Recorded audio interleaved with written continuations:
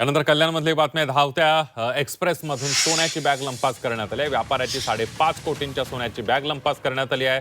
सिद्धेश्वर एक्सप्रेसमधली ही घटना आहे। कल्याण रेल्वे पोलिसांकडून आरोपींचा तपास सुरू करण्यात आला आहे। सोलापूर ते कल्याण सिद्धेश्वर एक्सप्रेसने प्रवास करणाऱ्या एका व्यापाऱ्याची 5.5 कोटींचे सोनं असलेली बॅग चोरीला गेल्याची घटना समोर आली आहे। या प्रकरणी कल्याण रेल्वे पोलीस ठाण्यामध्ये गुन्हा दाखल करण्यात आला आहे। गोरेगाव इथल्या सोन्याच्या दागिन्यांचे व्यापारी अभय कुमार जैन हे 6 डिसेंबर रोजी सिद्धेश्वर एक्सप्रेसच्या एसी कोचमधून सोलापूरहून मुंबईच्या दिशेने प्रवास करत होते।